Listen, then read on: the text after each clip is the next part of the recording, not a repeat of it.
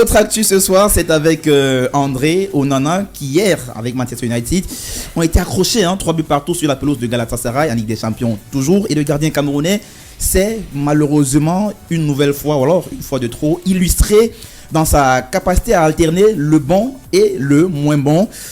Fautif sur le deuxième but, sur le coup franc de Ziyech, il n'a pas eu la main assez ferme pour protéger les siens. Alors messieurs, c'est une bourde de trop ou alors de plus pour André Onana? Charles. Bon Alain, comme tu l'as dit tout à l'heure, quand c'est bon, il faut dire que c'est bon. Quand c'est mauvais, il faut dire que c'est mauvais.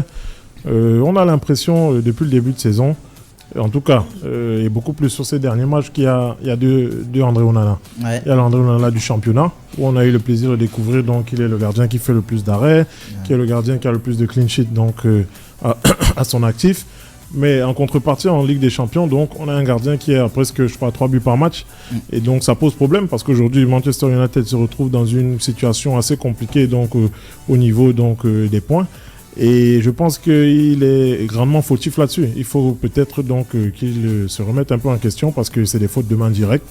Hier, on l'a vu encore et surtout donc, dans les moments décisifs donc, où ça permet à l'équipe donc, de se remettre et de revenir dans le match.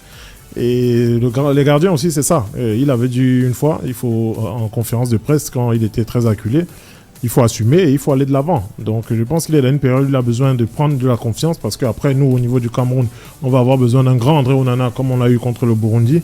Ça sera aussi un André Onana, donc plein de confiance. Et pour moi, je pense que les Camerounais doivent se mettre derrière lui pour l'encourager. Et non pas comme souvent, on est toujours l'accabler. Donc pour moi, c'est une bourde de plus et je souhaiterais que ce soit la dernière. Ah oui, je souhaiterais qu'elle soit certainement la dernière pour toi. On se souvient de cette bourde, cette première avec André Onana lors du match amical contre le RC Lens. On se souvient d'une autre bourde encore face à ce Galatasaray même, avec le carton rouge qu'a pris dans la foulée Casemiro, je crois, sur une action où André Onana le met un peu en difficulté. Est-ce que cette répétition des bourdes, Yvan, ne fait pas finalement de lui un gardien, j'ai envie de dire, quelconque? Non, on ne pourrait jamais classer André Onana dans le registre des gardiens quelconques. Il répète des bourdes, il répète. En fait, il fait l'actualité à travers des bourdes qu'il répète. D'abord, moi, je ne parlerai pas de bourdes. Okay. Je parlerai d'erreurs, parce que des erreurs dans un match, tout le monde peut en faire. Et André, en Ligue des Champions, en a commis quelques-unes, malheureusement, depuis le début de la saison, parce que ce que vous appelez bourdes ne sont pas tout à fait les mêmes. C'est pour ça que j'ai du mal à les classifier dans la catégorie des bourdes. L'action sur Casemiro, par exemple, une relance dans l'axe. En académie, on vous dira que c'est proscrit, mais vous verrez que généralement dans des grandes équipes, les gardiens prennent le risque, entre guillemets, de relancer dans l'axe parce que ce sont non seulement des joueurs d'un certain niveau, mais en plus on se dit, on a confiance en celui en qui on relance le ballon.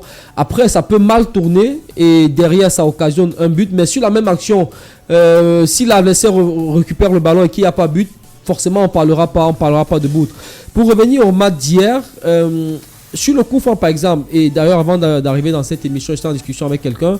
Je me disais, j'essayais de m'expliquer un peu ce qui s'est passé, notamment sur le premier but, le coup franc de Ziyech. Je me dis, les deux ont eu à évoluer en club pendant plusieurs années. Donc, André Onana, qui a eu à faire face à Hakim Ziyech pendant plusieurs années, en entraînement notamment, sait probablement comment Ziyech se comporte lorsqu'il exécute des coups francs. Et il a peut-être anticipé avec cet a priori là sur un tir au-dessus de la barrière qu'il avait mise, et malheureusement mal lui en a pris parce qu'il a été pris de court. Et Ziyech aussi, se disant qu'André on en a pouvait anticiper, a tiré justement au côté ouvert et ça a entraîné ce but là.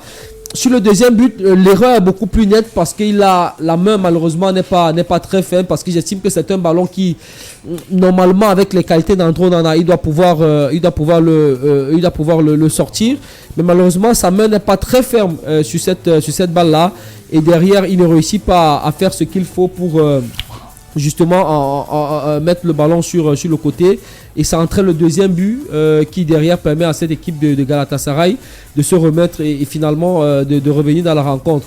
Moi, ce qui me semble curieux, c'est qu'on a un André Onana, une sorte de dichotomie dans les performances d'André Onana, c'est-à-dire que Impérial pratiquement en première ligue, qui est quand même le championnat le plus relevé au monde entier, avec tout ce qu'on connaît en termes d'adversité, mais très fébrile, ou relativement fébrile en Ligue des Champions, un peu à l'image de son équipe. Charles relevait tout à l'heure le fait que United soit sur une moyenne pratiquement de 3 buts encaissés sur cette compétition-là.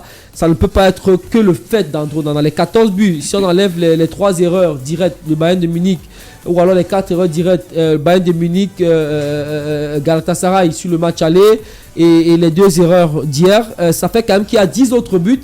Et la plupart concédés sur des erreurs directes des joueurs de Manchester United. Donc moi je pense qu'au-delà de ça, Andro Onana est peut-être pris dans la spirale de la mauvaise dynamique sur le plan psychologique de cette équipe-là, qui lorsque l'enjeu monte a cette capacité à se désintégrer ou à plonger très facilement dans la facilité, parce que se faire rejoindre hier à 3-1, étant donné l'enjeu du moment, on sait que si on gagne, on se repositionne en deuxième position, et si on ne gagne pas, on est cantonné à la dernière place du classement.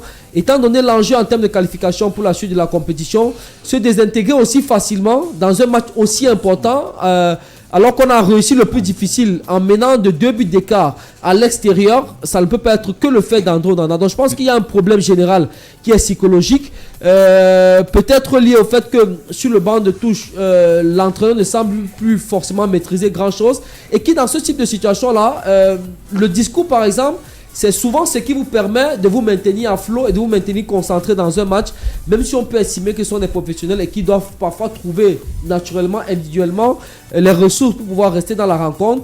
Mais j'ai l'impression qu'il ne réussit pas à se maintenir à un certain niveau, et malheureusement est un peu impacté par la performance collective de son équipe, qui est très très mauvaise dans cette compétition depuis le début. Événement exceptionnel, programme exceptionnel. Mais oui, le meilleur du foot. Le 11 entrant. L'émission qui dit tout haut ce que le monde du football pense tout bas.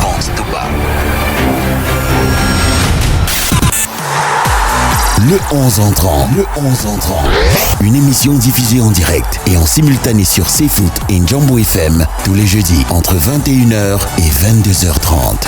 Suivez-nous également sur nos plateformes digitales Facebook, Twitter, Instagram, YouTube et TikTok CFoot Cameroun. 11 entrant.